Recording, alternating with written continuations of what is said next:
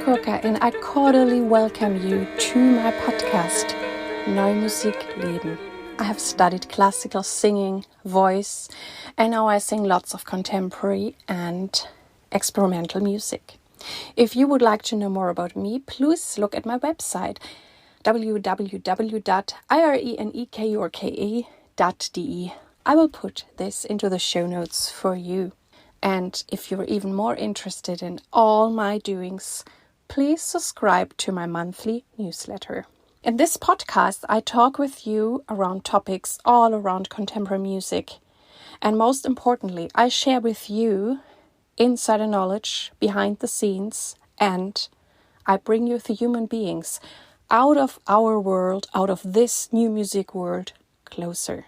I'm very excited and proud that I'm cooperating with NMZ, Neue Musikzeitung, which is one of the biggest German music papers, or even in the German-speaking area. And yeah, I'm excited that you're all listening to me here, that you're following me, that you're coming to my concerts, that you get in touch with me, because I make this experience that people who really come through the podcast, that means you already have listened to this podcast. You not just read about it, but if you listen to it and maybe listen to it even more than one episode, my experience is if those people contact me, there usually happen amazing things because we're kind of on the same wavelength. So I'm excited about that. I'm also excited. Since March, I have a new job. I'm now a radio host or radio DJ for Kows Radio Summit based in California. It's 92.5. There's a show every fourth Saturday in a month that I'm curating, presenting, and I show you there a lot of great music or some of my favorite music or music I find exciting. So please check it out. Because here in this format, at least in Germany, I'm not allowed to play music. But on Kows Radio Summit, I play music for you. In this episode, I have two people for you. I have Eva Zöllner for you, who is an amazing accordion player. And she's also, well, so good in so many other things. And I think she also did a great podcast for you. I think she's also a natural talent on that. And she took part in my open call, and she is one of the people and proposals I have selected. And she's now gonna talk with the composer and performer Cara Stacey, who lives in South Africa, Johannesburg, and they talk about the music scene there. And I also find this really, really exciting. So please enjoy the interview with Eva Zöllner and Cara Stacey. Hello and welcome to this special edition of Neue Musikzeitung. My name is Eva Zöllner. I'm a new music accordionist and producer based in Germany.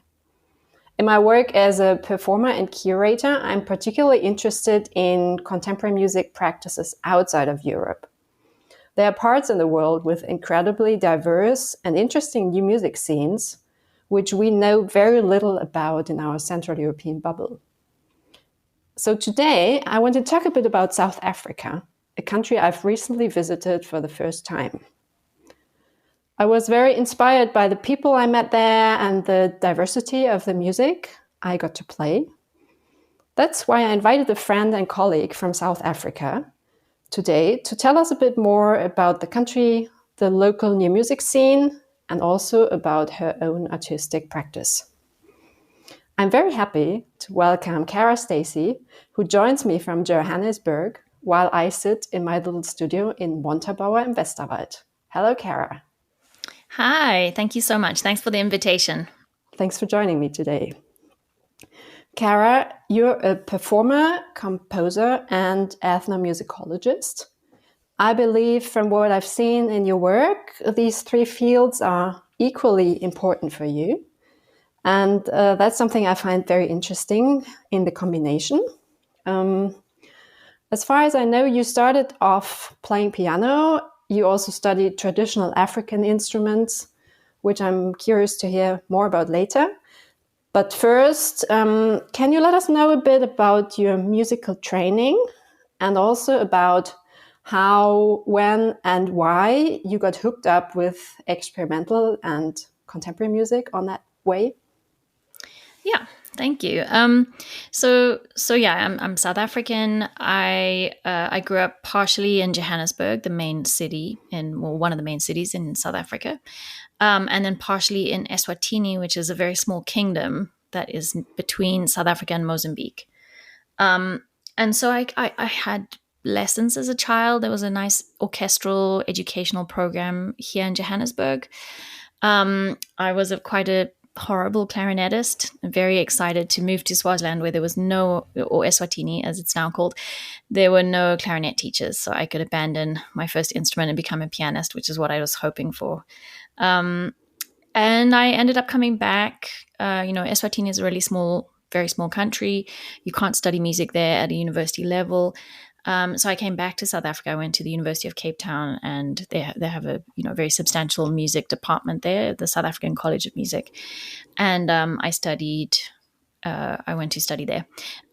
Classical piano as like a primary instrument, but because I was really interested in African music, I kind of started out in the composition stream and then moved across to musicology, where I could do the practical courses, but also learn how to play some Southern African traditional instruments and make music in that way as well. So that's kind of how I got into the ethnomusicology part of my career.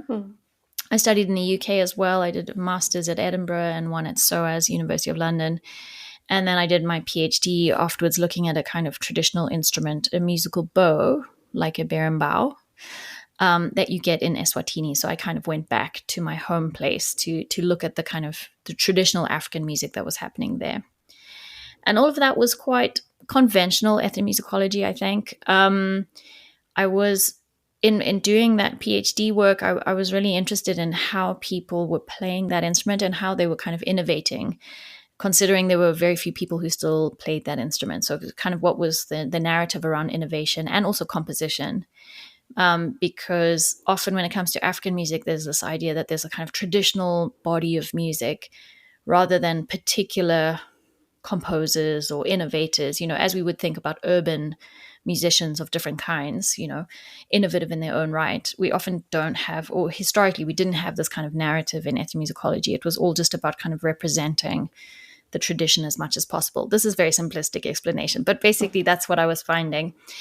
And so I was just really, even, just as a composer, I was just really interested in how people were working out what was deemed good or not, or, what were the interesting, innovative compositions in that musical space. As a white person, as a white South African who plays these traditional instruments, I guess I never felt, obviously, that I was going to play traditional repertoire, apart from during my PhD, where I was really learning the tradition from various teachers in Swaziland.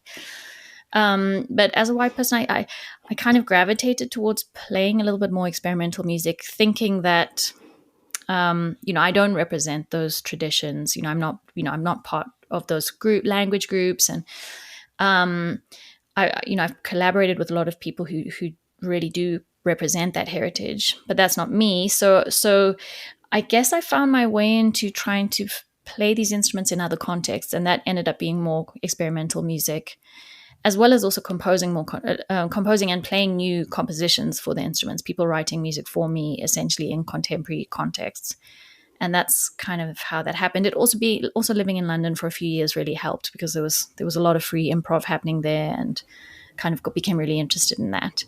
So it has been a kind of mixed bag, lots of different paths. They all, I think, all come together. But yeah, they're all kind of related to, firstly, what does it mean to be African musically? What does it mean to be a white South African musically now, these days? What does it mean to really care about these traditional African instruments, but really enjoy them in their traditional context, but also really want to hear them in other interesting artistic spaces? Great. I think that's very interesting. Like, you were digging into the traditional and end up in the contemporary practice. That's a very rare and also inspiring combination. I think you studied those African instruments with indigenous players. Yeah. And I'd like to know if there's something you learned from them besides playing those instruments, something about music in general that helps you when you perform or compose new music. Yeah, I think, I mean, a lot of my musicianship, I think I owe obviously to my classical piano teachers and lecturers, and but when it came to actually composing music, I think, and making music in different ways, my primary teacher when I was much younger was Dizu Plaikis, who's just retired, but he was at the University of Cape Town. He plays many different instruments, does amazing arrangements, lots of composing. I think the freedom that came with just not being a part of that classical lineage, the way that it was taught to me, I got that from these other instruments. I think also, so that's one part of it. The other part is because I play these musical bows, like the berimbau, as I said before, they are spectral instruments. They're very quiet, most of them. You have to really listen really carefully to the harmonics. You're kind of manipulating the harmonics. So in terms of my actual listening and how I thought about form and structure, a lot was changed from playing these instruments. And then also, I mean, I think there are a lot of people I know, a lot of the more interesting musicians I know in South Africa are people who felt some kind of discomfort with the way classical music operates here. And so people, most of those people moved into other kinds of genres, moving, electronic music, improvised music, as well as newly composed music, like that crosses over a few different genres, is scored essentially, might involve quite a lot of improvisation as well, but is scored, is for kind of interesting combinations of instruments, including African instruments, is to be played maybe not always in kind of formal venues, but in bars and, other kinds of places. So there are a few people around me who definitely felt that kind of dissatisfaction or just like an interest in what else this music could do, or how else we could define the way we wanted to make music. But in terms of the actual African instruments and the teachers, I should also mention my teachers in Swaziland, Mkhulu Bemani Magagula, who's passed away now, and my other primary teacher was Gogo Kokiwe Mpila. She's still around. But also that they were, in the case of the Swazi artists, they're real individuals. They don't have much of a community to get feedback from. So they've really worked out what they like in terms of how a composition should sound, how the instrument should sound, what kinds of tunings they use, what kinds of structures, what kind of lyrics. And so yeah, it gives you a little bit more confidence in thinking about other things. How am I comfortable with this instrument? Like, what kinds of music do I want to make? How does this piece feel to me?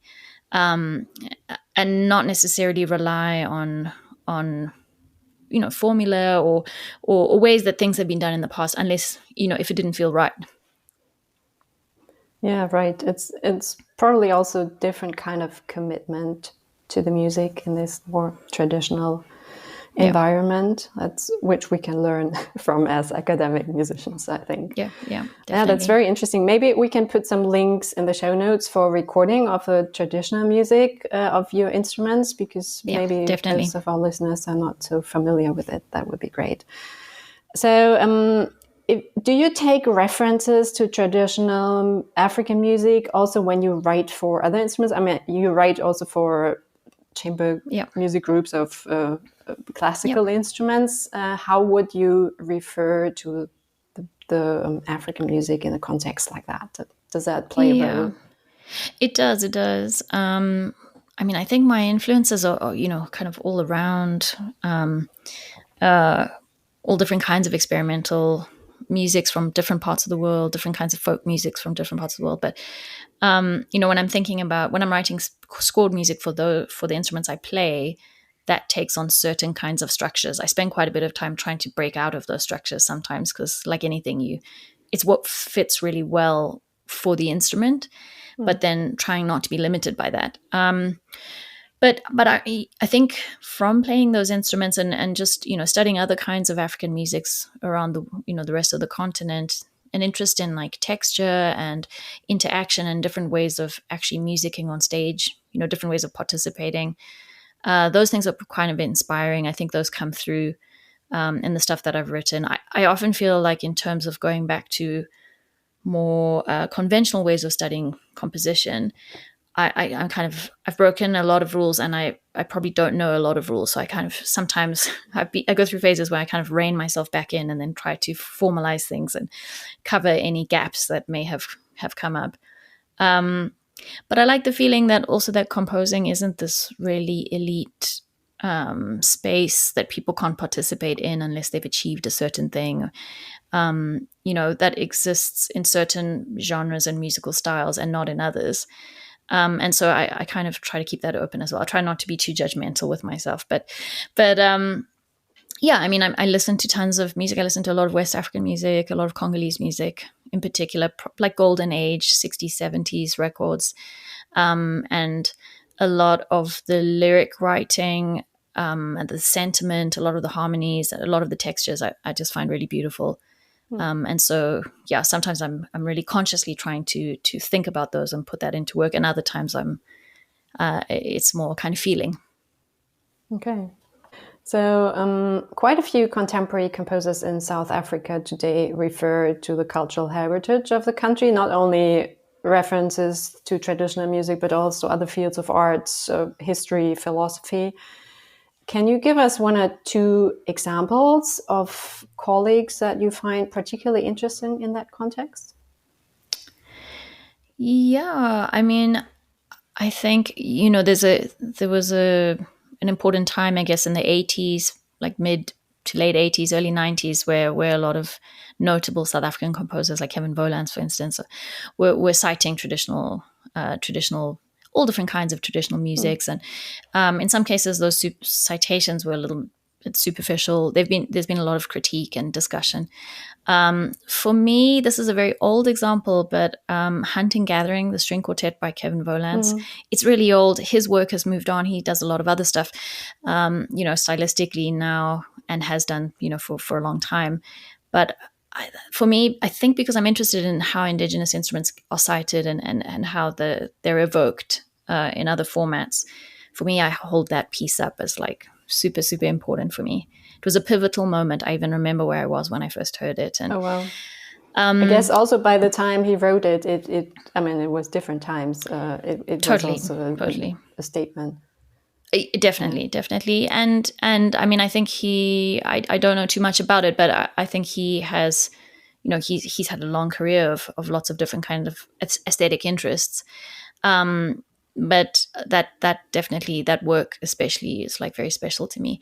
And then there are other colleagues, from my generation who I find really inspiring, like Matthijs van Dijk, who's we've played in a chamber ensemble of new music together. He's not afraid of any kind of he's not scared of an adventure. So he's recently written a piece which was a kind of jointly composed concerto for the Xhosa Uhadi musical bow, plus mkhube, which is this little mouth bow that I play as well, with Dizu Plaikis, who was my primary teacher. The two of them have kind of written this concerto for a kind of chamber ensemble, and I think it's a double concerto. I think there's a violin. I was actually at the premiere, so I should remember. But there's a violin part as well, and that's really beautiful. But then he'll have other kind of electronic dance music references, and he's kind of jumping around a lot, and I find that very inspiring. And then this is a little incestuous because it's all my close friends and people who've been in my life, but Galina Juritz is another important South African composer, but who's based in London at the moment, and she's moved a little more into electronic music, but her work is really inspiring, and it also plays around with different kinds of media references. It's not bound to any kind of acoustical, either in terms of conventional classical instruments or African instruments. It's not bound in that way. But also really interesting. And so even the question of whether people feel they must cite their heritage in one way or another, or can be free of that, I think especially now, as you know, because you've played a whole lot of contemporary South African accordion works that have just been written, but there's a younger generation of really interesting composers who are just playing around with all the options available to them, which is really nice. Yeah. Sure, and there's endless possibilities to connect to to the heritage and even to the traditional music. Like even like the spectralism, like if you look at Andile Khumalo's work, is very clearly coming from what you just told us about the overtones of the traditional instruments, for example. It's super interesting. Yeah, thank you.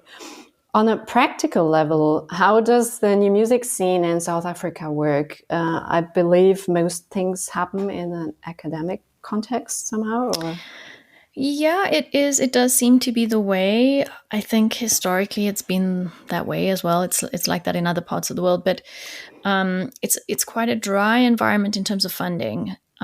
We have quite a lot of Swiss funding, which is fantastic. We have the Goethe Institute, which is also fantastic, supports a lot of music. We probably had more opportunities before COVID, obviously. And so things are a little bit more sparse and difficult now. A lot of places closed down during a lot of places closed. Yeah, a lot of places closed down. There's some governmental funding as well. It doesn't often. It's not necessarily doesn't always go into kind of new music context. It will go into kind of pop spaces or into African music spaces as well, because that's seen from a government perspective as really important, which is good. So there are a couple of organizations but essentially because of that lack of funding, it does make it really difficult for composers to be independent unless they are also playing. Matthijs van Dijk, the composer I mentioned before, he does a lot of playing himself. He does a lot of arranging for other kinds of events and, other orchestras around the country. And so there are a couple of independent composers.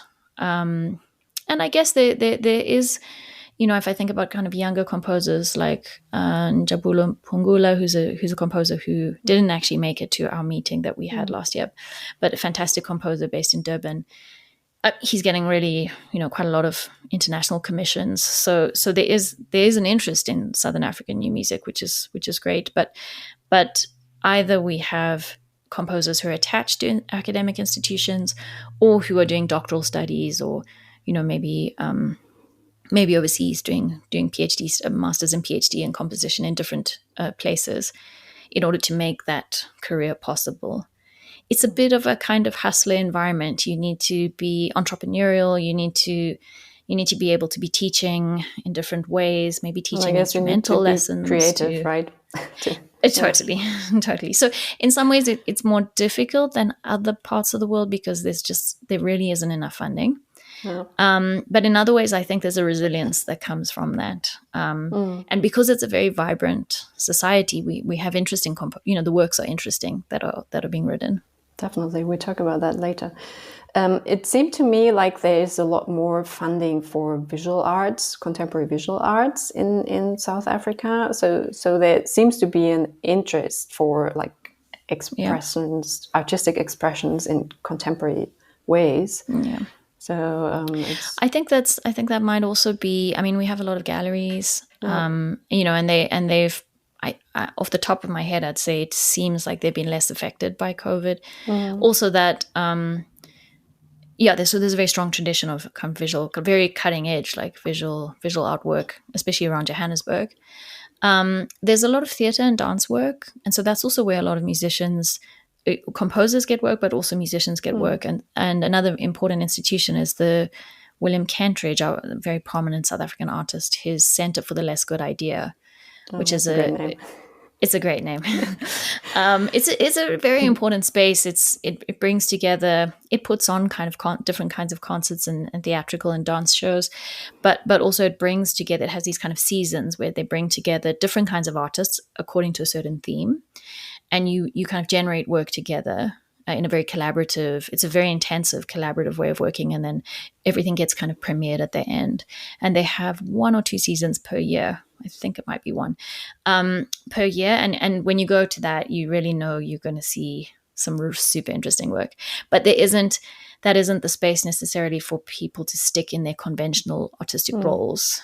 I was part of a season and you end up doing a lot of kind of things that you're not really comfortable doing. That the whole point is that you're kind of out of your comfort zone. So I'm always very impressed by the stuff that comes out of there. It's really interesting and amazing, and it attracts a lot of artists. It's not always there are not always a lot of opportunities for composers in that space, unless they also play instruments as well. I but that's guess another important space. Your role as a composer who's also a performer and works in different kind of contexts musically, but also in between the arts, probably makes it easier for you to survive than for other people who just compose. Yeah, definitely. And if I think about young composers, like younger than me, I mean, they all have these really diverse working lives. So it's kind of, I guess, a requirement here to survive. Yeah. Right.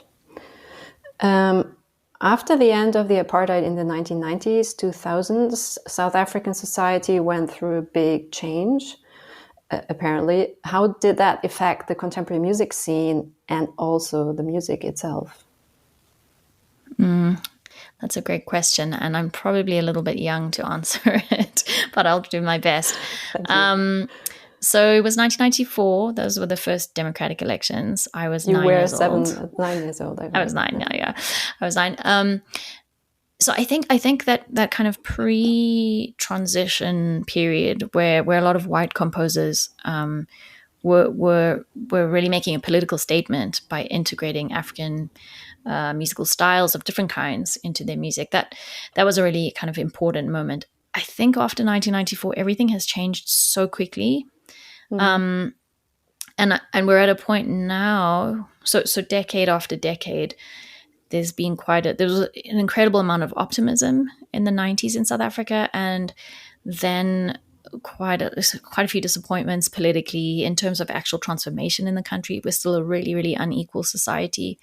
And so there's a lot of disillusionment now. And I think there's a knock-on effect for composers as well, because, anything that's seen as like extremely removed or kind of in some kind of ivory tower, it's hard you have to kind of continually argue for the relevance of the things that you do, considering the challenges that we have in our country. So like a lot of theatrical work and dance work is really, really political, as it needs to be, because we're living with these really harsh circumstances. And so I think composers have either engaged with that subsequently or have not. I guess probably some more conventional composers may feel, I'm not counting myself as that because I've kind of had this winding path, but I feel like quite a few, classical composers in the strict sense have probably had to make some decisions about how they work. And we have had, I mean, big operas that are about these really important struggle heroes, that those kind of big commissions have all been along, or mostly been along these really political lines. And so I guess probably as we are quite a divided society, even just in terms of heritage and in terms of race, the legacy of apartheid is still there. We're extremely divided geographically in all kinds of ways. And so I think probably everyone is grappling in their own way with how to make sense of them being part of this society here, this project. The idea of the Rainbow Nation, which is kind of this 90s positive moment, that's been really deconstructed. So I think especially if you're a white composer, it was a lovely idea. It was really lovely. Was it realistic? It's a complete ideal. It was incredibly important in that moment for certain. And I guess the kind of racial politics have changed a lot. So even in my career, to become really interested in African music, my mother is an academic, and she's worked in African languages. It was a political statement for a white person to actually take these things really seriously, like put your name down and do it.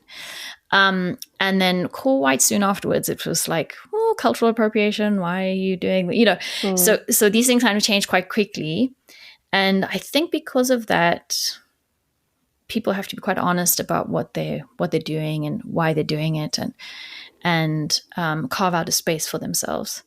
And so, yeah, I mean, I'm seeing with like younger composers, just really and the older generation, more established composers, like this a real diversity of work as people grapple with all of these tricky things.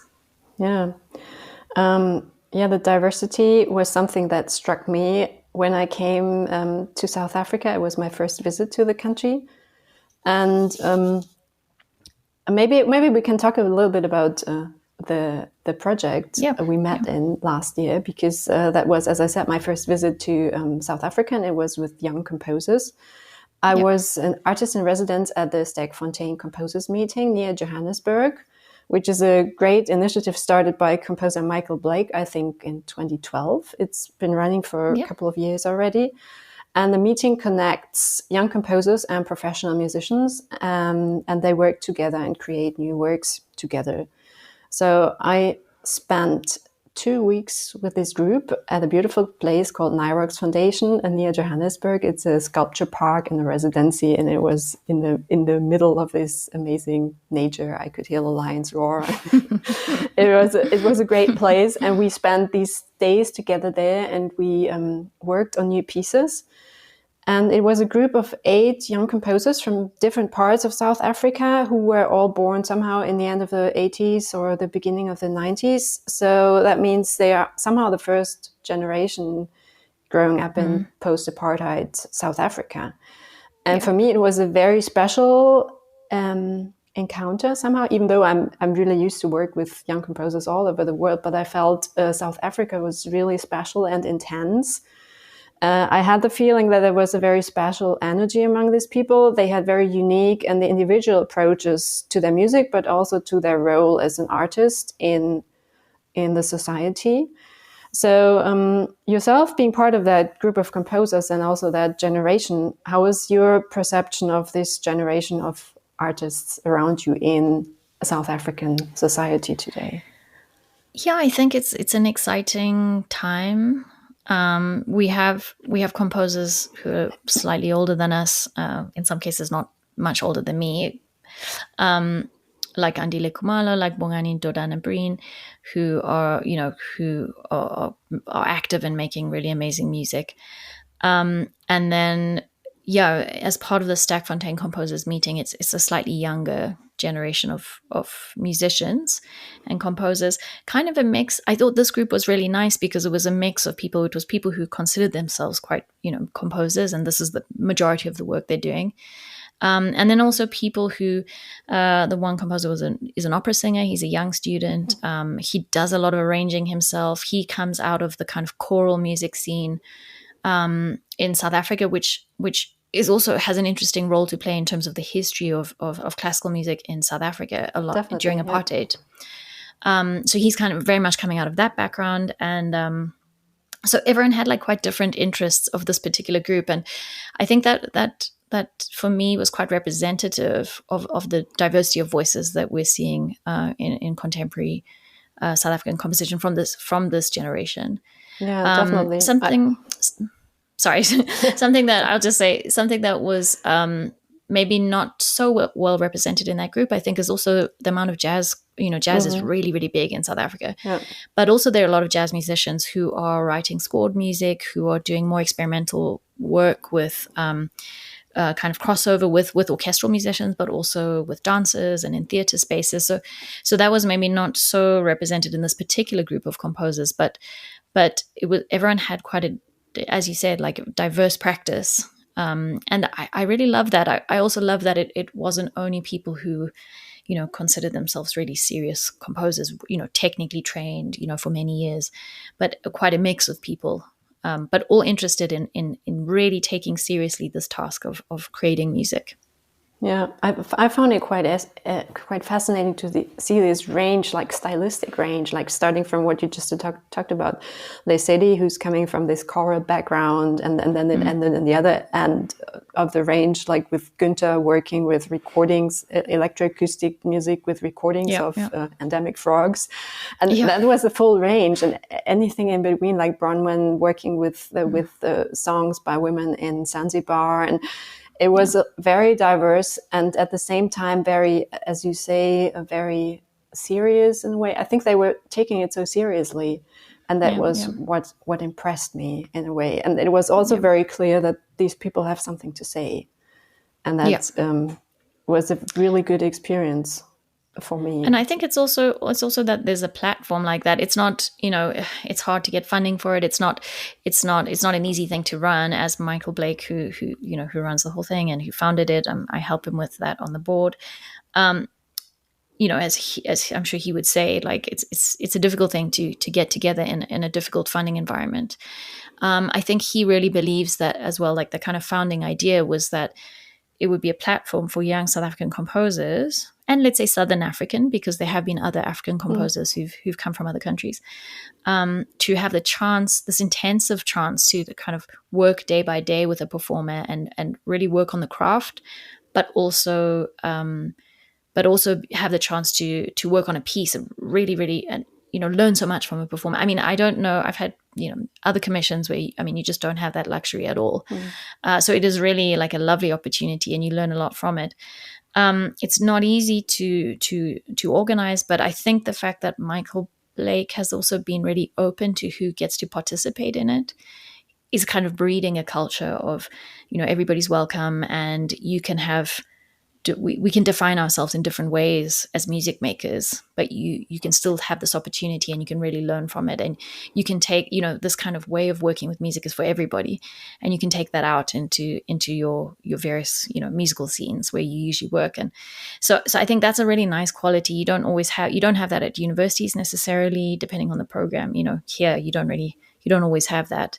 It can be quite access can be quite controlled in some ways, even if it's very subtly, or people just don't feel like they would think of themselves as composers. But Michael has a very open view for this, and that's really set the tone for this project, this recurring yearly project. Yeah, it was a great experience, and I think there was a lot of really interesting music coming out of it. So if people want to know how the young South African generation sounds like, we recorded those 8 accordion pieces, including one by Cara Stacey, which is very beautiful and very special to me. Thank you. And we released them on Bandcamp, and we put the link for the recordings in the show notes. So Cara, I just said, I've already mentioned you're a performer, you're an improviser, you're a composer, you work in different contexts like jazz and experimental music and more classical music. And I think you're traveling to the US with a very special project soon. Do you want to tell us something about it? Yeah. So this is, I think I should also say, because I'm an academic as well, I've also had the privilege of being part of projects that are funded academically, but also allow for some really nice music making. And this is a project, the ensemble is called the Kukutana Ensemble. It came out of an academic project that was looking at Indian Ocean music and cultural ties, but in the kind of early modern period. So really many centuries ago. I think they had it as 1500 to 1700. And so this is a space where we are always told that there are not a lot of historical records that can help us work out these things. So it was a perfect spot perfect kind of an intellectual environment to work on an artistic project where we have to imagine things that may not be down in a written record. And there are lots of written records as well, but just not as extensive, maybe, depending on the angle. So this ensemble brings together Ethiopian, Indian, and South African musicians. We had a Tanzanian musician. He can't join us this time, but he was part of the original group. And we are collaborating in the US with a Palestinian musician and an Iranian musician. The idea with the whole project is that there is evidence from the Goan Inquisition in India of an Ethiopian man who was taken as a slave as a child from the Semian Mountains in Ethiopia. He was brought into the Middle East. He kind of grew up there, working essentially as part of slave labor system. Ended up in India, and he had at that point obviously converted to Islam, and he kept getting caught by the Inquisition, essentially, and then would say that he, would have converted to Christianity and then bouncing backwards and forwards. But essentially, because of the trial documentation, we have evidence of him telling his own life story. And so this project, this ensemble, we tried to take the evidence we have from that Inquisition trial material, but also look at all of the kind of historical research that we can do around the various times he was in different places, and create a kind of quite ephemeral theatrical musical performance, which evokes questions about slavery, about representation, about agency and spirituality in different ways. And so we have a residency at Yale University coming up and a performance as part of a conference around the Black Indian Ocean in the next couple of weeks. And then we go to Lafayette College. We do another performance. We have a couple of performances in the US of this particular project, but it's really stimulating. And again, it's another project where we have a lot of different kinds of musicians and we compose together in a very collaborative way. So it's interesting, challenging and interesting. Yeah, but great. It's building bridges, and that's so important these days, right? Yeah, and at the same time, it's combining research and artistic expressions, I think, in a very unique way. So I hope you too will be successful. Thank you. Coming back to South Africa for a minute before we wrap up this conversation. So South Africa is a country of contrast and inequality with an extremely complicated past and a still very complicated present. At the same time, it's a fascinating country with a lot of cosmopolitan vibes and human power, I think. I can say I never visited a country, and I've visited many countries, where people were so welcoming and warm and engaged at the same time. So society has gone through a fast change in South Africa, and it will take generations probably to fix the damages caused by the apartheid regime. But I believe that arts can help to fix those damages, and some very strong artists have emerged out of the recent challenges. So I'm really happy you told us a little bit about what's going on artistically in South Africa these days. I have one last question for you, Cara. Looking into the future, what is your wish for the new music scene in South Africa? I mean, of course, there's a very easy financial answer to this question, as everywhere in the world, and particularly in the Southern Hemisphere. But maybe there's something beyond money which you think could bring out the great potential that's growing in all these creative people and initiatives in South Africa. Yeah, that's a great question. I guess I would say, apart from the obvious financial opportunities, I think part of it is about a kind of recognition of self for composers in South Africa. We have a diverse scene. It's challenging, but there are a lot of really exciting things happening. And in some, the challenges also create a kind of energy, which we see in the visual arts as well. We see in theater work as well. And I think we have this in composition as well. And so I kind of feel like I sometimes they're kind of territorial divisions between composers, especially in the academic space. And that kind of thing, I think, is really not very constructive. So I wish, especially for this younger generation, that we kind of can be free of those things and we can support each other, which I think we're really seeing actually with younger composers. We're really seeing, and also that it can be, seen as a really inclusive space, where different kinds of musicians can contribute, but also different voices coming from, with a kind of recognition of the past that we are still grappling with. It's not the past even, we have it around us all the time. So internally, I would say that's the kind of thing. And I think I maybe don't even need to say it in South Africa because it's happening. It's happening already. A lot of people are collaborating. There's a lot of openness, sometimes even in spaces where you think there'd be stylistic divisions, in terms of kind of extremely commercial popular music and then new music. And then you find that the bridge is already being built there, which is really exciting. And then internationally, I mean, I think a lot of these really talented composers are getting international recognition. They are getting commissions from fantastic ensembles in other parts of the world. So I would definitely wish for more of that for all my colleagues. And but we're working on that. But yeah. I think the DIY aesthetic, which South African society has throughout, I think it's good for compositional energy. It's good for like a kind of artistic innovation and energy. So it's just about kind of owning that, I think. Okay, great. Thank you so much for sharing your thoughts here with us, Cara.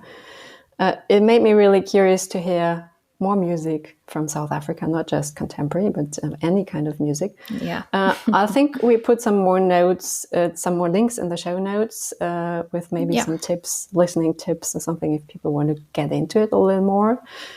Is there anything else You want to say something I forgot? No, just thank you for having me. It was lovely to chat. Okay.